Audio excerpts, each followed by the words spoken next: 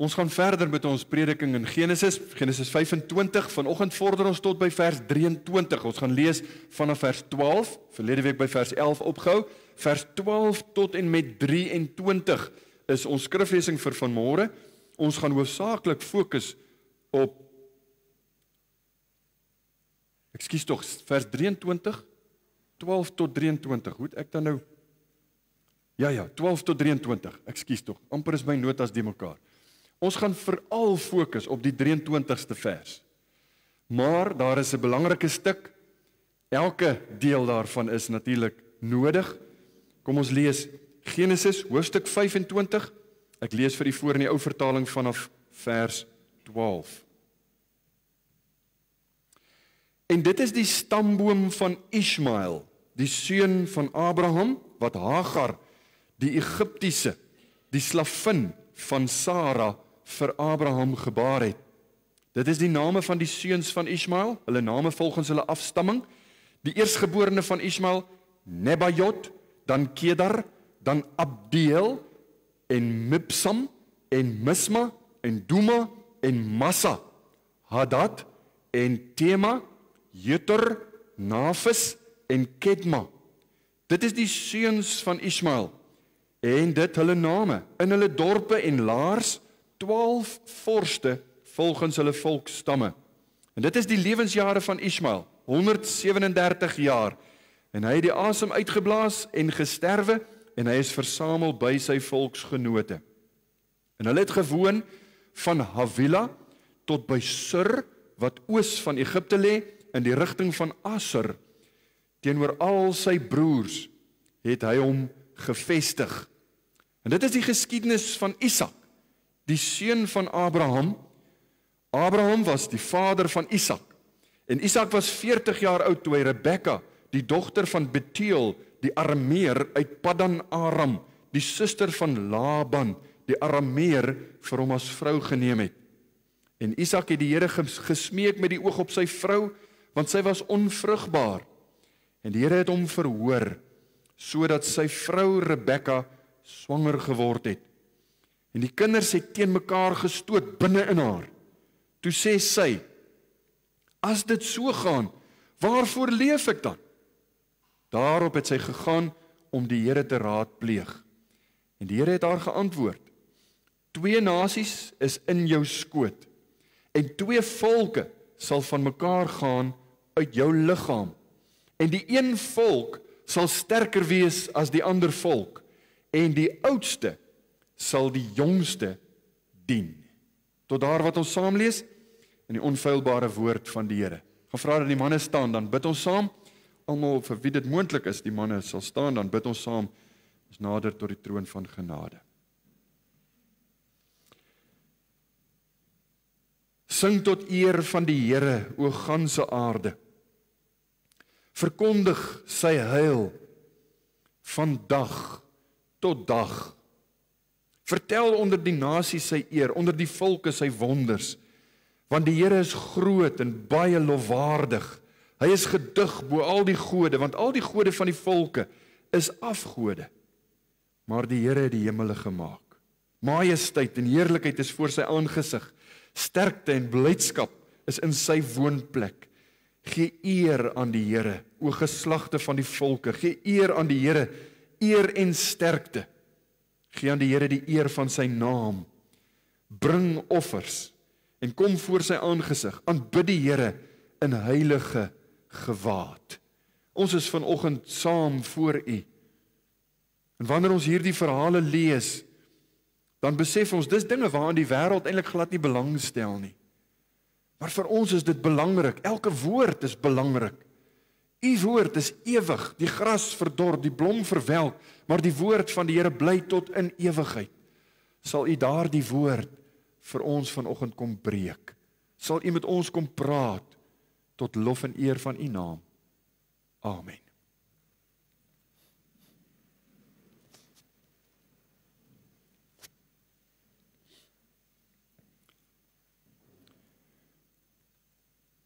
Die geskiedenis van Engeland is baie interessant. Ek is nou nooit mal gewees oor geskiedenis op skool nie. Slegte geskiedenisonderwyser gehad. maar daarna besef hoe baie mense eintlik maar mis. Koning Edward I het gesterf in 1307. Hy het 35 jaar lank regeer in Engeland. En hy was, volgens sy oorwinnings, was hy genoem the Hammer of the Scots. Verskoon die uitdrukking, hy het blykbaar die Skotte gelooi. En dit was vir 'n rede wat hy hierdie naam gekry het. Hy was 'n oorwinnaar, hy was 'n magtige stryder, een wat mense maklik gevolg het, King Edward, koning Edward die Eerste. Gelukkig vir al Engeland se vyande, toe sy seun hom opgevolg het, King Edward II, koning Edward die Tweede, was hy maar 'n skaduwee van sy pa. Geskiedenis is eintlik besaai met voorbeelde van paas wat opgevolg word deur hulle seuns en die seuns wat eintlik net nie dieselfde kan doen nie, wat 'n afgewaterde weergawe is van hul paas. Hulle kon net nie vermag dit wat hulle paas gedoen het nie, veral ouens in hoëgeplaaste posisies, leiers, hierdie tipe van manne. Koning Henry die 6de was die troonopvolger byvoorbeeld van koning Henry die 5de. En hierdie koning Henry die 5de het Frankryk onderwerp, maar koning Henry die 6de, hy het 'n spottery geword. Die mense het met hom die spot gedryf, daar's nou nog komedies wat van hom gemaak word. Hy was regtig nie eers 'n behoorlike skaduwee van sy pa nie. Dink aan Richard Cromwell, die seun van die bekende Oliver Cromwell, wat eintlik die beskermheer was van die troon van Engeland. Richard kon net nie doen en vermag wat sy pa gedoen het nie. Daar's meer kontemporêre illustrasies, maar ek dink dit gaan kontroversieel raak as ek nou in ons dag van 'n paar ouens noem wie se seuns net nie kan kers vashou by dit wat hulle paas vermag het nie. In die Bybel sien jy dieselfde tendens. Dink maar net byvoorbeeld aan Dawid. Die enigste rede hoekom Salomo so 'n geweldige koninkryk gehad het, is omdat God dit vir Dawid beloof het. Maar sy seuns, Dawid se seuns, dit is die begin van die chaotiese koninkryk, of die ryk wat daarna gekom het. In hierdie lys van mans wat net nie opvolgers kon kry nie, is jy geneig, luister mooi na my woorde, jy is geneig om Isak ook op hierdie lys te noem. Maar alhoewel die Bybel min sê oor Isak, wil ek vir u sê, hy was nie 'n skaduwee van Abraham nie. Hy was een van ons aardsvaders. Ons praat van die God van Abraham, Isak en Jakob, die aardsvaders. Hy was 'n fenominale man wat gedoen het en reg gekry het wat die Here wou. Hy het 'n paar foute gemaak, sy pa het 'n paar foute gemaak met die oorgee van die aflosstokkie van Isak af na Jakob toe, daar amper 'n glipsie gekom. Ons sal nog later daarby kom, maar hy doen tog baie dinge reg. En daar's baie min wat gesê word van hom, soos wat ons nou sal sien. Maar die eintlike held van ons verhaal, en ek wil hê ek gaan dit herhaaldelik noem, en ek het dit al 'n paar keer gesê, gaan dit nog baie sê. Die eintlike held van ons verhaal is nie noodwendig, as Isak dan nou nie die ding doen nie, miskien Rebekka, of as Abraham nie die ding gedoen het nie, dalk Jakob. Die eintlike held is God self. Hy is die held van die woord. Hy het gesorg dat sy beloftes waar word. God het gesorg dat dit wat hy gesê het, sal gebeur. Nou Isak was die jonger seun van Abraham. Hy het Ismael eers gehad en toe vir Isak. Die oudste was egter nie die erfgenaam nie. God het gesê, jou nalatenskap, jou belofte, wat ek vir jou gee, gaan deur Isak kom. Isak het 2 bekende seuns gehad. Esau, eersgeborene, en Jakob. En van hulle word vir Rebekka gesê, Genesis 25 vers 23 het ons gelees, 2 nasies is in jou skoot, en 2 volke sal van mekaar gaan uit jou liggaam, en die een volk sal sterker wees as die ander volk, en die oudste sal die jongste dien. Die uiteenlopende lewens van hierdie 2 seuns, Jakob en Esau, hulle word die basis van 'n leerstelling in die Nuwe Testament, wat ons vandag ken as die leer van die uitverkiesing. Dis waar dit begin het. Dis die illustrasie daarvan. Paulus verwys daarna, hy sê in Romeine 9 vers 16, So hang dit dan nie af, en dit is die konteks wat hy verwys na Jakob en Esau. So hang dit dan nie af van die een wat wil of die een wat loop nie, maar van God wat barmhartig is.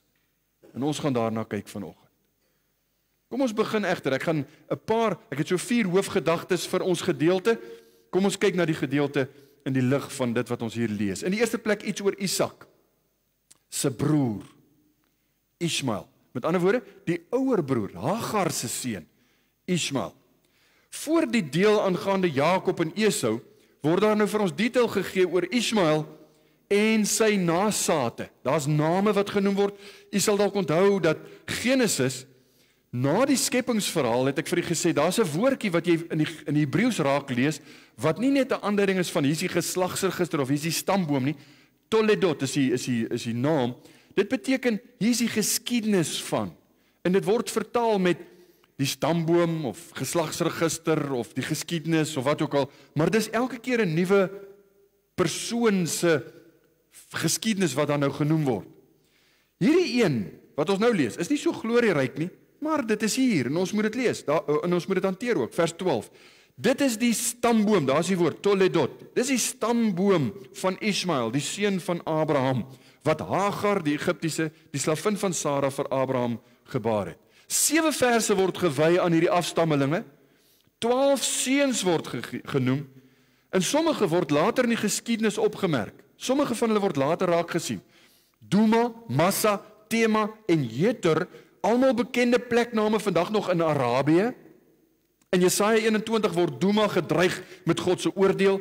In 1 Kronieke 5 vers 19 lees ons dat Jakob se seun Ruben, hy het geveg teen die seuns van Jeter. Dit is net om te wys, en ek dink dit is bevestigend, ek gaan nou nie baie moeite doen om dit te verklaar en alles nie, maar die Bybel is geskiedkundig akkuraat. Die Bybel is waar.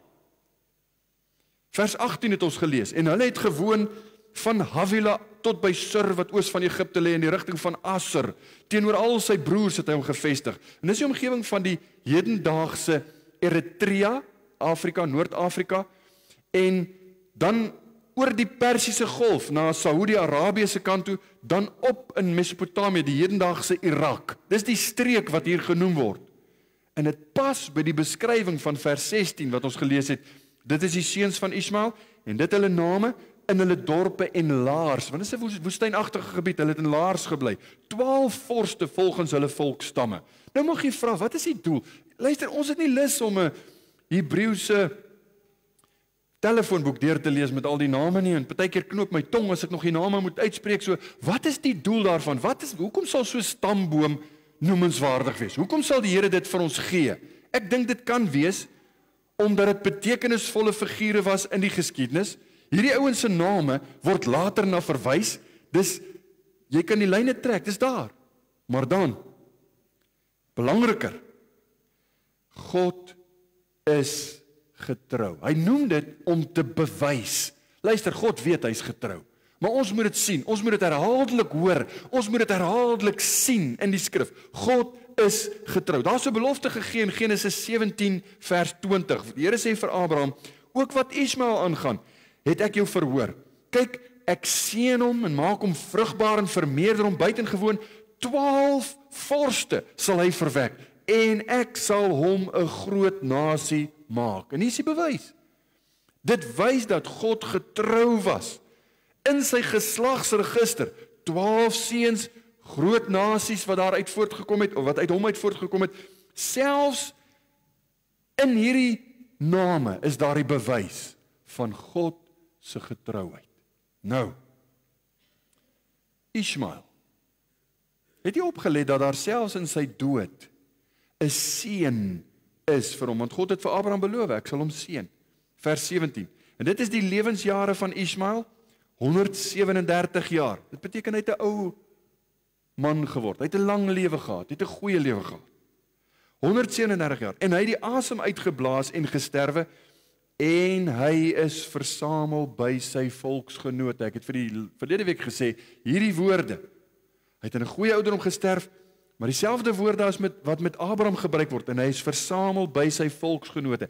Dis nie 'n bewys nie, maar is 'n redelike sekere saak, dat die Here vir hom genade gegee het, om gered te word. Aan die einde van Jesaja is daar liedere wat die heerlikheid van saligheid besing. En in een van hierdie liedere is daar 2 van Ismael se seuns wat ingesluit is. Jesaja 60 vers 7. Al die kleinvee van Kedar sal vir jou versamel word. Die ramme van Nebajot sal jou dien. Daar is die name van 2 van sy seuns. Dis 'n goeie bewys dat die Here se seun, luister, die slotsom waartoe ons moet kom is, God is getrou. God bly getrou. Nou ons beweeg vinnig verby die lyn van Ismael om te kom by die belangriker geskiedenis en dit is die van Isak. Kom ons kom by die tweede plek by Isak se geskiedenis. Dis die dit is deur hom wat Abraham se nageslag sou kom en uiteindelik die Messias. Vers 12 het ons gelees, dis nou Genesis 21 vers 12, want deur Isak sal daar vir jou 'n nageslag genoem word. Isak is die een waardeur die lyn moet loop. Isak is 'n baie belangrike figuur in die geskiedenis. En tog is sy lewe amper soos net 'n oorgang van Abraham na Jakob. Daar word baie min van hom gesê. Oor die algemeen sien ons dat die hooftemas in Abraham se lewe min of meer dieselfde plaasvind in Isak se verhaal. Die enigste opmerking is dat Isak blykbaar nie so baie rondgereis het nie. Hy was meer gevestig. Genesis 25 vers 11 het ons gelees, na die dood van Abraham het God sy seun Isak geseën, en dis nou verlede week, en hy het gewoon by die put Lagai Rooi. Daai gewoon is 'n woord wat nie net beteken dis waar sy tente was nie. Dit beteken hy daar hom gevestig. Dit word ook vertaal met vertoef, sit, gebly. Onthou jy toe Dawid is dit 2 Samuel 11, toe die ander konings uitgetrek het op die oorlog, toe sê hulle, maar Dawid het nie uitgetrek nie, hy het in Jerusalem gebly. Dis daai selfde woord. Dit beteken hy daar vertoef. William Blakey sê, it was the more passive rather than the active virtues that he was called to exhibit. Dis nou verwys hy nou na Isak. He had none of the spirit of initiative, none of the power to assume an independent position and undertake great enterprises which characterized his father. So hy was nie so lewendig, so aan die gang, so energiek soos Abraham nie. Hy was meer passief. Hy het op een plek gebly en hy het rustiger lewe gehad, maar God het hom gebruik. Die eerste sin gee oorsig oor sy lewe. Vers 29.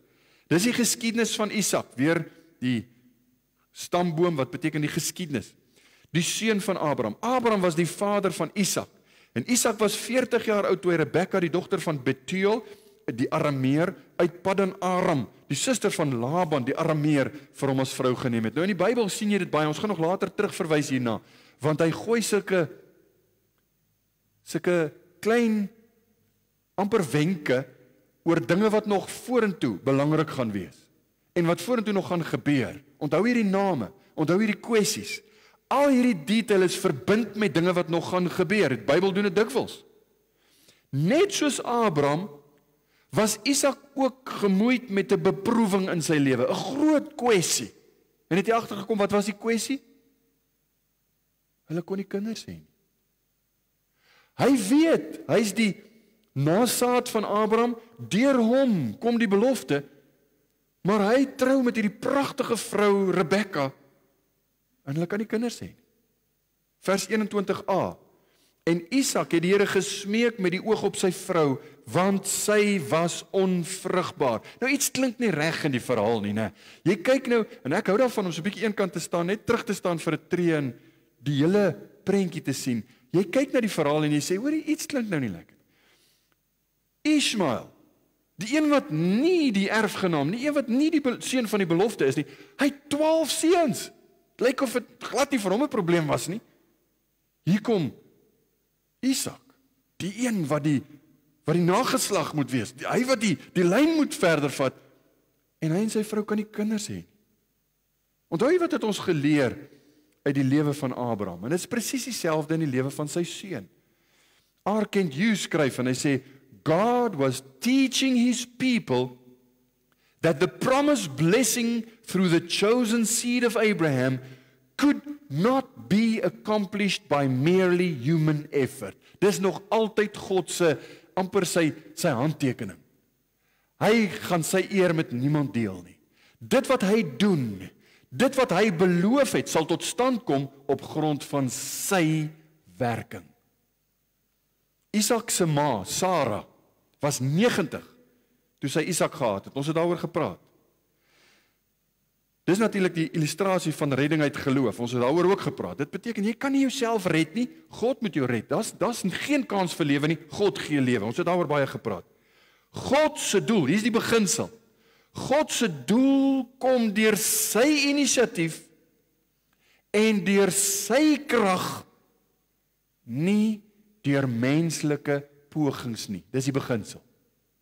As God sê, hier is my doel, dis wat ek gaan doen, dan is dit sy inisiatief, en ek wil amper daar byvoeg, op sy tyd, met sy krag, nie menslike pogings. Hy het niks van die mense nodig nie. Ja, hy gebruik mense, maar hy het niks van ons nodig nie. Hierdie scenario speel homself uit in die lewe van kinders van die Here. Ek wil amper sê, daagliks. As ek dink aan die gehoor wat voor my sit, ek weet van baie van u, wat worstel met hierdie kwessie, 'n frustrerende saak. Hoe frustrerend moes dit nie wees vir Isak en Rebekka nie. En ons voel daai selfde frustrasie. Ons weet, die Here wil my gebruik. Ek weet, die Here het 'n doel, en ek moet vir my gesin sorg, of ek moet vir my familie sorg, of ek moet vir my, wat ook al is die kwessie waarvoor ek geroep is. Ek weet, dis wat die Here wil ek moet doen, maar, dit lyk net asof die seun van die Here nie na my kant toe kom nie. Dit lyk net asof dit buite my bereik is. Dalk is dit in 'n beroep, waar jy kry net nie daai bevordering nie. Jy kry net nie daai posisie nie. Jy kry net nie daai kontrak nie. Jy weet, jy maak dit net nie. Nou, jy sukkel en jy werk hard. En nou, dit kan ook 'n bediening wees. Om vir die Here te werk. Jy weet dis wat hy wil hê ek moet doen, maar wat gaan aan? Die saak is, God se seëninge, God se doel, kom op 'n bonatuurlike manier, wat hom sal eer, op sy tyd, deur sy genade, en ons moet leer om hom daarvoor te vertrou. Ons moet naby aan hom bly en sê, Here, ek weet ek is besig met die regte ding, ek gaan daarmee volhou, al is dit die wind teen my, al kry ek nie wat ek wil hê nie. Net 'n vinnige aanhaling weer van James Montgomery Boyce. Hy het gesê, God is teaching you to depend on him. Nou manne, vir ons is dit veral 'n moeilike ding. Want ons het die natuur van, maar ek sal dit regmaak. Jy weet, ek verskoon die Engels, maar I'll fix this. As daar 'n probleem is, ek kan dit regmaak. Die Here sê, dis nie altyd hoe dit werk nie. Baie min hoe dit werk in die lewe van geloof. God is teaching you to depend on him. He is showing you that he is more, hier's 'n belangrike beginsel. He's more interested in what is happening inside of you than in what is happening around you. Maak dit vir jou sin?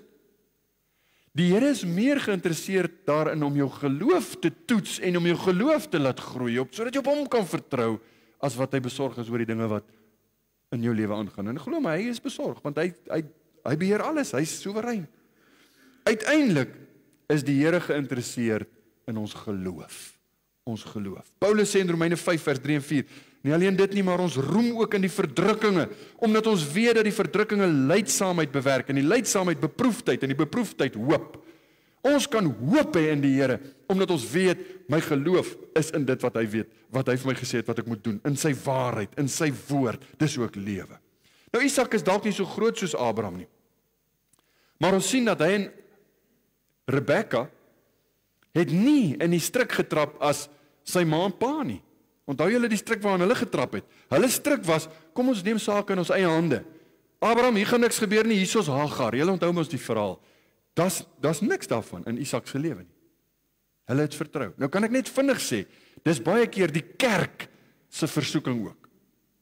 En ek praat van die kerk as die sigbare kerk. Kerke wat sê, wel, jy weet, dinge gaan agteruit, mense wil nie by kerk toe gaan nie, mense wil nie luister. So ons moet, God se manier werk nou nie, so kom ons probeer help, kom ons maak 'n plan, en dan probeer hulle op menslike pogings, met menslike wysheid, vermaak, of wat ook al, probeer hulle mense kerk toe lok. Dit werk nooit. Verkondig die woord, dis al waaroor dit gaan. Wat het hy gedoen? Derde hoofpunt, Isak het gebid. Kyk mooi na die woorde, vers 21, die A-gedeelte. En Isak het die Here gesmeek met die oog op sy vrou, want sy was onvrugbaar. Hy het met en vir sy vrou gebid. Hy het met en vir sy vrou gebid. Hoekom sê ek so? Daar's 'n stukkie detail, dis 'n belangrike punt wat die Bybel maak, en jy kyk dit maklik oor, as jy nie regtig nou 'n woordstudie doen nie.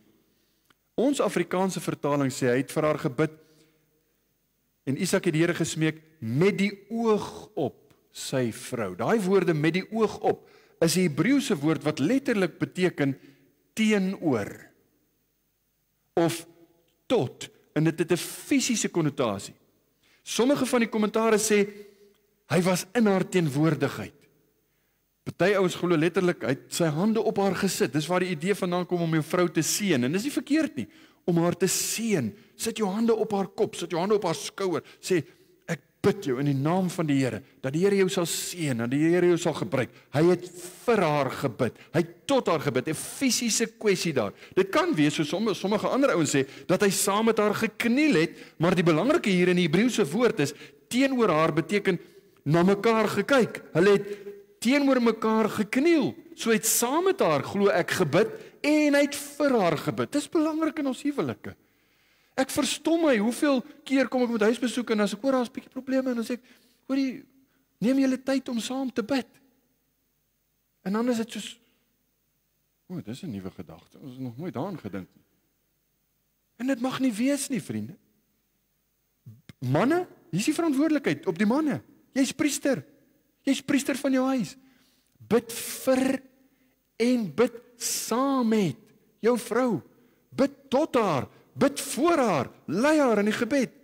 Een van die bronne wat die Here vir ons gegee het om in hierdie wêreld standvastig te wees, om ons huwelike te bewaar. Een van die bronne wat die Here vir ons gegee het om oorvloedig te wees, is gebed. En tog is dit 'n vreemde konsep vir die meeste mense vandag. Veral as jou teologie humanisties georiënteerd is. As jou teologie draai rondom die mens. Baie mense sê, weet ek bid en die Here sal dit doen, want die Here, en dan is dit bloot menslike dinge. God het nooit beloof nie, maar hulle vat dit as 'n belofte, of jy weet, dis al hierdie uitsprake wat mense maak. Wees versigtig. Gebed is om waarlik God te vertrou vir dit wat hy gesê het, en ons het vrymoedigheid om te bid vir dinge wat hy nie gesê het nie, maar dan moet jy weet, hy doen wat hy wil. Hy doen wat hy wil. As ek bid vir 'n saak, en die Bybel sê nie, daai saak gaan gebeur nie, dan bid ek en ek sê, Here, as dit u wil is, sal u, en dan sal dit iets behels, so sal u my kind gesond maak, sal u my genees, of wat dit ook al mag wees. En as hy dit nie doen nie, dan sê ons, Here, u weet beter. Dis geloof. Dis geloof. Maar te veel mense in ons dag sê, die Here het nie my gebed verhoor nie, en dan draai hulle weg van die geloof. Dit is 'n gevaarlike kwessie. Jy verstaan dan nie werklik waar nie. Gebed is 'n barometer van jou geestelike kondisie. Hoeveel bid jy? Hoe gereeld bid jy? Bid julle saam? En dis eintlik skrikwekkend om te dink aan biduur bywoning. Indien kerke vandag nog bidure hou, moet ek bysê. Baie min kerke hou enigstens bidure vandag. Dat ons moet bid. Gereeld moet bid. Aanhoudend moet bid. Saam moet bid. Isak het ongetwyfeld geweet van sy eie onnatuurlike of bonatuurlike geboorte, en hy het geweet, die manier om by die Here reg te kom is gebed. Jy bid daaroor. Daarom het hy geweet hoe om te bid. Wat 'n besondere voorreg om te bid, veral vir jou vrou. Nou die les. Net soos Isak en Rebekka lewe wou hê in hulle huwelik. Hulle wou 'n babietjie hê. Net so wil die kerk lewe hê. Ons wil nuwe mense hê. Ons wil hê mense moet tot bekering kom. Ons wil ons invloed laat geld. Die probleem is, ons het nie die bronne om dit te doen nie. Wat moet ons doen? Ons het nie die bronne nie. Ons kyk soms na menslike pogings, persoonlikheid, of wat dit ook al mag wees, en dan kyk die mense meeste van die tyd na die dominee, en ek het nie 'n persoonlikheid wat mense aantrek nie, maar die versoeking is dieselfde as in die geval van Abraham. Kom ons doen dit op ons menslike manier. Terwyl geen ander metode as die woord van God behoort te geld nie. Daarom sê Petrus, 1 Petrus 1 vers 23, julle is wedergebore nie uit verganklike saad nie, maar uit onverganklike, deur die lewende woord van God, wat tot in ewigheid bly. Verkondig die woord, hou aan tydig en ontydig. Die Here sê vir Jesegiel, luister, ek stuur vir jou met 'n boodskap, en die mense gaan nie na jou luister nie, maar verkondig die boodskap. Ons moet die woord verkondig. Ons moet mense nooi om te kom luister na die woord, dit wat die Bybel sê. Isak en Rebekka het 20 jaar lank geworstel met hierdie saak. Het jy dit opgemerk? 20 jaar. Vers 26 sê Isak was 60 jaar oud, toe Rebekka swanger geword het met Jakob en Esau. En hy was 40 toe hulle getroud is. 20, weet jy hoe lank is 20 jaar as jy wag vir 'n babatjie? Vir die meeste van ons is dit te lank. Dit gaan nie gebeur nie. Vers 21b, en die Here het hom verhoor, sodat sy vrou Rebekka swanger geword het. Nou ja, Rebekka se gebed vir 'n kind het baie vinnig verander na 'n gebed oor die kinders. Dit is maar baie keer met ons ook so, né? Here, sal jy asseblief vir my 'n kind gee? En dan gee die Here vir ons 'n kind. Ons sê, Here, wat 'n kind het U vir my gegee? Ek het soveel probleme met die kind. Hoor wat sê vers 22, en die kinders het teen mekaar gestoot binne in haar. Sy is nog net swanger. Toe sê sy, as dit so gaan, waarvoor leef ek dan? Daarop het sy gegaan om die Here te raadpleeg. Hierdie teen mekaar gestoot word vertaal, dieselfde woord word vertaal met verdruk en verbrysel. Dis oorlogsterme. Hier is 'n mini-oorlog, hier is 'n burgeroorlog binne in haar maag aan die gang. Dis wat vertel word. In Rebekka se maag. In haar impulsiewe karakter, soos wat die ouens sê, hoekom leef ek? As dit so gaan, die kinders is nog nie eens gebore nie. Hoekom leef ek dan? Maar sy het egter by haar man geleer. En ek glo sy was 'n deegsame Christelike vrou gewees. Want wat doen sy? Luister na die woorde. Daarop het sy gegaan om die Here te raadpleeg. As baie kommentaar oor hoe het sy die Here geraadpleeg? Dalk deur haar man, Isak. Hy was 'n aartsvader, dalk het die Here deur hom gepraat. Dalk het die Here aan haar verskyn. Ons word nie gesê nie, maar sy het die Here geraadpleeg. Dit kon selfs wees, so sommige mense sê, dat sy Melchisedek gaan opsoek het. Melchisedek was die priester van Salem. Hy was nog in die omgewing. Dit kan wees. Hoe dit ook al sê, sy het die Here geraadpleeg. En die Here gee haar antwoord met 3 feite oor haar seuns. Eerstens, die 2 seuns in haar verteenwoordig 2 opponerende nasies. Vers 23a het ons gelees, en die Here het haar geantwoord, 2 nasies is in jou skoot, en 2 volke sal van mekaar gaan uit jou liggaam. Hier is 'n profesie wat die tema gaan wees van Jakob se lewe verder. Ons gaan nou daarmee verder gaan, maar dit gaan die hele verhaal oorheers. Hierdie 2 nasies wat teen mekaar gaan woed. Hoekom sal die vrou moet daar konflik wees? Kan dit nie maar net hierdie mooi romantiese en pragtige verhaal wees? Ek hou mos van verhale wat lekker eindig. Hoekom kan dit nie maar net 'n mooi verhaal wees nie? Waar kom die oorlog vandaan? Jy hoef nie baie ver terug te blaai nie, maar as jy nou in Genesis is, blaai net terug na Genesis 3 toe, dan weet jy waar kom die oorlog vandaan. Sodra daar sonde in die wêreld ingekom het, Genesis 3 vers 15. Ek sal vyandskap stel tussen jou en die vrou, jou saad en haar saad. Daar's die probleem. Daar's 2 lyne. En dis die standpunt wat ons handhaaf as jy na die hele Bybel kyk. Daar's altyd hierdie 2 lyne en daar is vyandskap tussen die 2. Die saad van die slang en die saad van die vrou. Daar was altyd hierdie lyn wat gegaan het oor God se mense en die wêreld, die Satan se mense. Hierdie 2 lyne. Dis die hooftema van die hele Bybel. Die lyn van die kinders van die Here, die saad van die vrou, dis die kinders van die Here, die uitverkorenes as jy wil, né? Dis die kerk, dis die ware kerk, die volk van die genadeverbond. En dan kry jy die ongelowiges. Die volk van Satan, die mense van die duiwel. Hulle is altyd in oppositie. Die Nuwe Testament praat van die kaf en die koring, die bokke en die skape. Dis altyd. Dit was nog altyd daar, dit sal altyd daar wees tot en met die blaas van die bassein. In Rebekka is hierdie stryd besig om af te speel. En die ergste van alles is, in hierdie vers, die een seun gaan saligmakende geloof najag, en die ander seun sal ongeloof, in sy ongeloof voortleef onder die juk van die duiwel.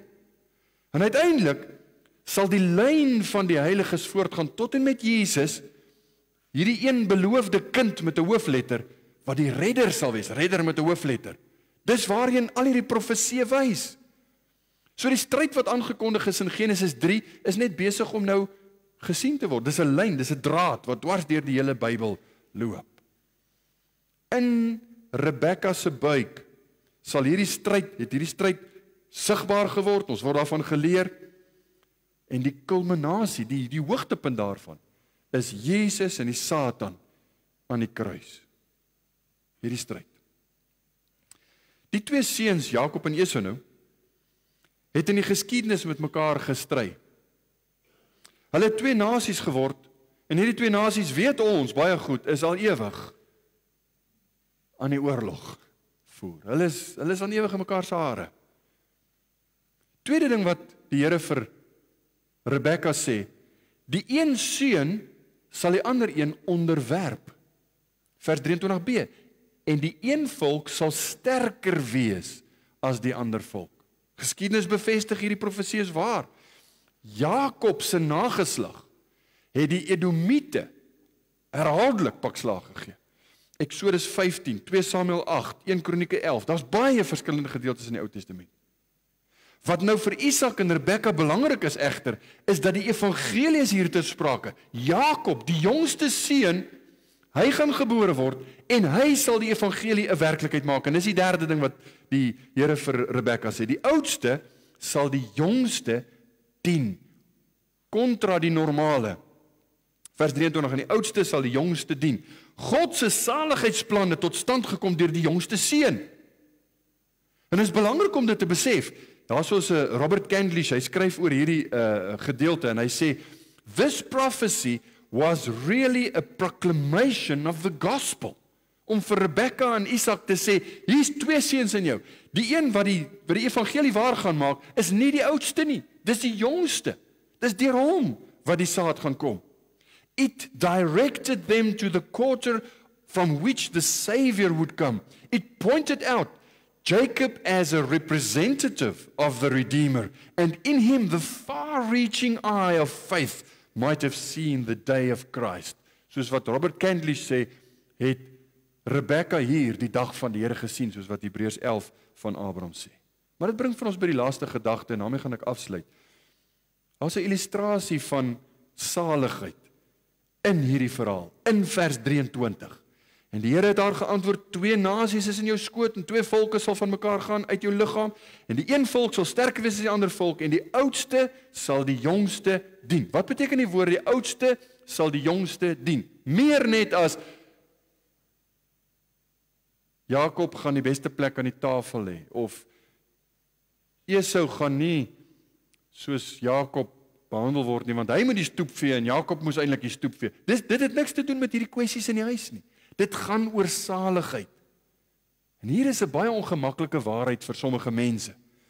Want wat hier sigbaar is wat ons noem God se plan, sy saligheidsplan. En die ongemaklike waarheid is, dit was nog nooit God se plan om almal te red nie. Dit mag dalk 'n skok vir u wees. Die Bybel sê dit, nie net hier nie, op verskeie plekke. As die Nuwe Testament sê, soos in 1 Timoteus 2 vers 4, wat wil hê dat alle mense gered moet word, dan is dit in die konteks van alle soorte mense. As jy sê God wil almal red, dan glo jy aan universalisme, want wat God wil, dit doen hy. Die eintlike kwessie hier is, ons moet die vraag vra, wat bepaal dat iemand gered word? Wat is uiteindelik die bepalende faktor van iemand se ewige eindbestemming?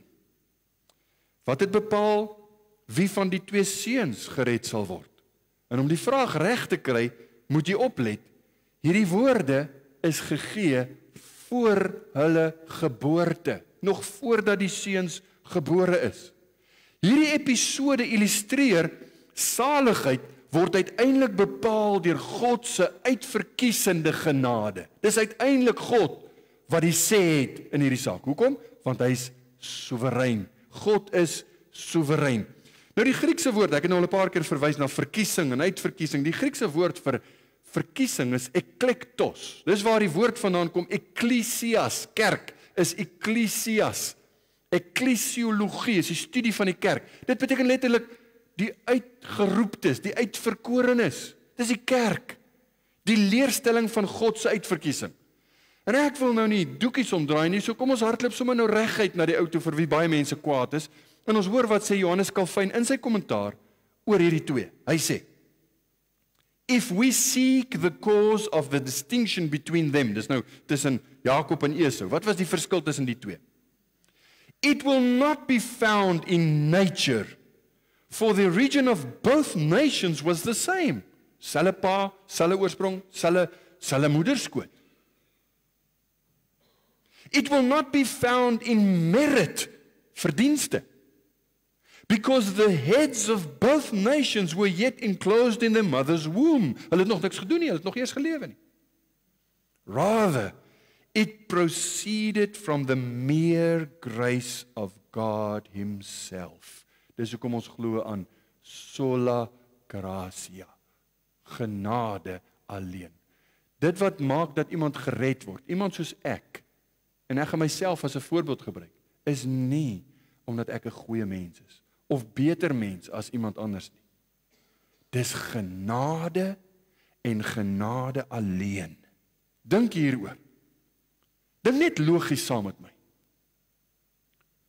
Hoekom het God dit so bewerk? Hy kon ons bepaal dat Jakob nou maar eerstegebore word. Dan was hy die eerstgeborene. Dan was daar glad nie 'n kwessie nie. Baie van hierdie hartseer en trane sou gespaar gewees het. Hoekom doen hy dit?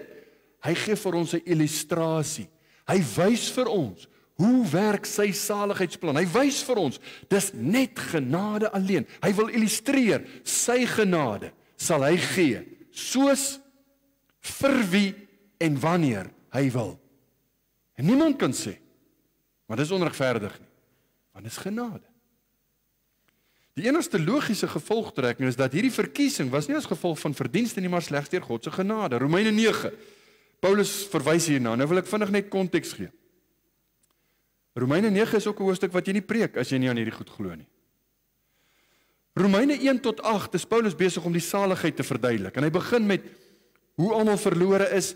Die konteks is redding is deur geloof alleen, uit genade alleen. Hy praat van regverdigmaking uit geloof alleen. Hy praat selfs van heiligmaking uit God se genade. En dan sluit hy hoofstuk 8 af. U kan gaan kyk. Hy sluit hoofstuk 8 af met die gedagte dat niks kan jou skei. Alles werk ten goeie mee en niks sal jou kan skei. Niks sal die kinders van die Here kan skei van die liefde wat daar in Christus Jesus is nie. Romeine 8 vers 39. En dan begin hy hoofstuk 9 onmiddellik met 'n beswaar, waar daar sommige Jode gesê het, wag so 'n bietjie. Wil jy vir my sê dat sommige Jode verlore gaan? Paulus sê ja, nie alle Jode is gered nie. Nie almal uit Israel is van Israel nie. Dit bedoel, nie almal wat die bloedlyn, ons praat van die afstamminge van Abraham is gered nie. En dan is die beswaar, maar dan is God onregverdig, want hy het 'n belofte gegee, sou hulle sê. Dan kom Paulus en hy verduidelik dat saligheid, selfs binne Israel, die volk Israel, saligheid is nog altyd deur God se uitverkiesende genade. En die voorbeeld wat Paulus gee om dit te illustreer, is die voorbeeld eerstens van Isak en Ismael, en dan van Jakob en Esau. Paulus se argument, ek lees vir die Romeine 9 vers 11 en 12. Want toe die kinders nog nie gebore was en nog geen goed of kwaad gedoen het nie, dat die voorneme van God volgens die verkiesing kon bly staan. Nie uit die werke nie, maar uit hom wat roep, is vir haar gesê, die oudste sal die jongste dien. Nou as jy die Nuwe Testament al bestudeer het of gelees het, dan sal jy weet, dit was nie net voor hulle geboorte wat hierdie keuse gemaak is nie. Die Bybel sê, hierdie keuse is gemaak voor die grondlegging van die wêreld. Met ander woorde, voordat die skepping plaasgevind het. God het gekies, hy gaan sekere mense red, dis sy volk, dis sy mense, en by sekere mense gaan hy verby. Niemand word onregverdig behandel nie, want almal verdien die hel, maar sommige mense sal hy red. Die beswaar wat mense hierteen maak, het verskillende redenasies, en dit gaan oor vrye wil en al die dinge. Nou ek het nie tyd om daaroor te praat. Die vrye wil is 'n mite wat voor die sondeval daar was. Ekskuus tog, ek sê nou 'n mite. Die sondeval is nie 'n mite nie. Ek het my verkeerd uitgedruk. Vrye wil is nou 'n mite. Want ons het nou net 'n vrye wil om te sondig soos wat jy wil. Maar niemand soek God nie. Niemand draai na die regte toe nie. Voor die sondeval kon Adam en Eva kies tussen goed en kwaad. Ons kies tussen kwaad en erger, kwaad en nog kwaader, kwaad en hoe kwaad. Ons kan nie goed kies nie, want ons is dood, geestelik dood. Die oudste sal die jongste dien. Mense sê, dit beteken bloot net, hy gaan in die plek, hy gaan die eerstgeborene wees, so die eerstgeboorte reg en hy goed. Die hele konteks handel oor saligheid. Paulus gaan so ver as om Maleagi 1 vers 2 en 3 aan te haal, waar Romeine 9 vers 13 sê, soos geskrywe is, dan haal hy Maleagi aan, Jakob het ek lief gehad en Esau het ek gehaat. En toe kom daar van Spurgeon se studente by hom en sê, meneer Spurgeon, vertel net vir ons, hoe werk hierdie saak? Dit lyk nie vir ons regverdig nie, dat die Bybel sê, Jakob het ek lief gehad en Esau het ek gehaat. En Spurgeon sê vir hulle, ek kan dit ook nie verstaan nie, dat God vir Jakob kon lief hê, dis daarom vreemd. En dis so anders as ons normale, ons wil weet, hoekom sê die Bybel het Esau gehaat? Dit gaan net daaroor. Hy het Esau gelos om Esau te wees. Hy het Jakob gekies. Vers 15 gaan Paulus verder met sy redenasie. Want aan Moses sê hy, ek sal barmhartig wees oor wie ek barmhartig wil wees, en my ontferm oor wie ek my wil ontferm. En dan sê mense, maar dit klink vir my onregverdig. Dit klink net nie vir my reg nie. En dan wil ek vir u sê, saligheid. Die feit dat ons genade kry, is die grootste daad van onreg wat aan Jesus gepleeg is. Want ons verdien die hel. Saligheid, as jy sê ek soek geregtigheid, dan moet almal hel toe gaan. Dis regverdig. Onregverdig is dat Jesus in my plek moes die straf moes dra. Dat Jesus in my plek moes sterf. Dis onregverdig. Hy gee altyd geregtigheid. Maar soms genade. Dis God. Altyd is hy regverdig, nooit onregverdig. Maar soms genade. Die gevolgtrekking gee Paulus in vers 16 van Romeine 9. So hang dit dan nie af van die een wat wil of die een wat loop nie, maar van God wat barmhartig is.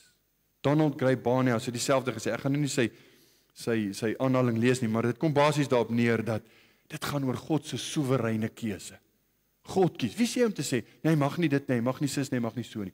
God kies wie hy wil. Soewereine uitverkiesing. Die beginsel is, ons saligheid hang totaal en al af van God se genade. Nou is mense wat onmiddellik sal sê, wel ek het dan nou gehoor, dominee preek en sê, ons moet glo. Jy moet glo om gered te word. Is dit nie dan iets wat weet, wat ek moet doen nie? Bewys dit nie dat dit van my afhang nie? Nou dis waar, jy moet glo om gered te word. Maar 'n sondaar wat geestelik dood is, kan nie eers glo nie. Geloof is 'n geskenk van God. Deur die werking van die Heilige Gees, deur die prediking van die woord, skenk God selfs daai geloof. Ek het dit nou die dag vir die kindertjies verduidelik met so 'n groot pyp. Toe sê ek, God gee hierdie geloof, dis die kanaal waardeur saligheid kom. Hy gee selfs die geloof vir jou. Jy kan nie eers glo nie. Efesiërs 2 vers 8 en 9. Uit genade is jy gered deur die geloof. En daai geloof is nie uit jouself nie. Dis die gawe van God, die geskenk van God. Dis nie uit die werke nie, sodat niemand mag roem nie. Nou Donald Gray Barnhouse het by geleentheid gepreek toe James Montgomery Boyce se ma in die diens gesit het. En sy verduidelik dit so. Sy sê die saligheid is soos 'n kruis.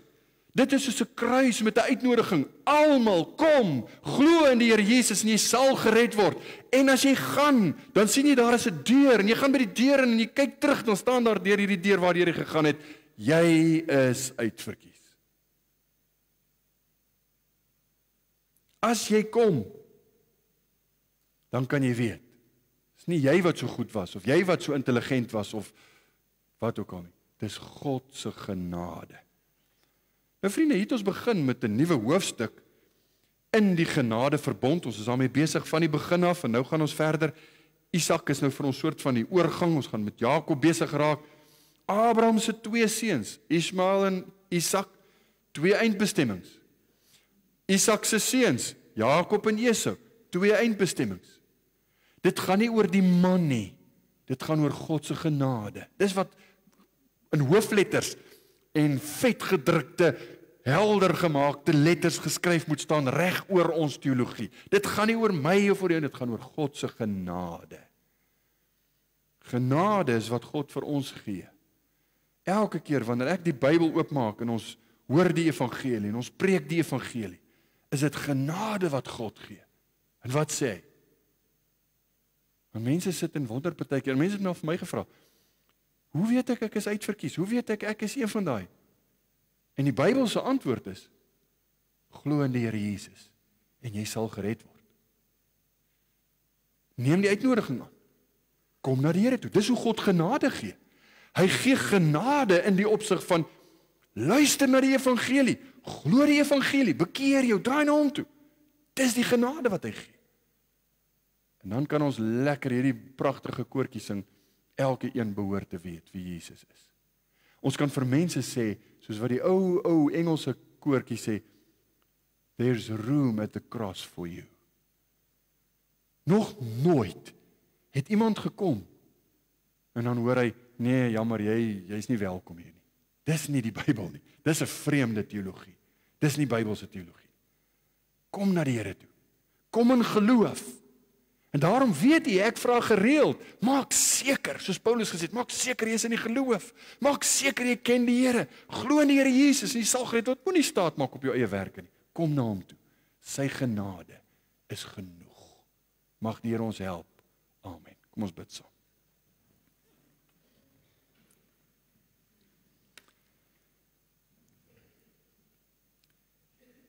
Here, wanneer ons 'n tree terug staan en kyk na die verhaal en selfs na die volle Bybelverhaal, is daar een ding wat vir ons baie duidelik na vore kom, en dit is, soos wat daar herhaaldelik gesê word in die psalms, soos wat ons al van kleintyd af geleer het om te sing en om gedurig deur op verskillende maniere bekend te maak, die genade van die Here is groot, sy goedertierenheid is tot in ewigheid. Hoe wonderbaar is u werke, hoe wys, hoe uniek is hierdie raadsplan nie gewees nie. En ons kan daaraan deel hê, ons kan deelnemers wees van 'n universele, kragtige werking van God. Toe Jesus gesê het, ek sal my gemeente bou. Nog altyd was daar u volk, u mense. Dis wat u gesê het, ek het gekom, die herder lê sy lewe af vir sy skape. Here, dankie dat hierdie waarhede alles perfek in mekaar pas. En alhoewel dit soms vir ons moeilik is om hierdie waarhede te begryp, en moeilik om te snap, en daarop te reageer, help ons om te glo wat die Bybel ons leer. Help ons om te groei hierin, tot lof en eer van u naam, want uiteindelik gaan dit nie oor ons nie. Dit gaan oor die lam van God wat geslag is, en wat ons met sy bloed gekoop het. Ons loof u, ons prys u. Amen.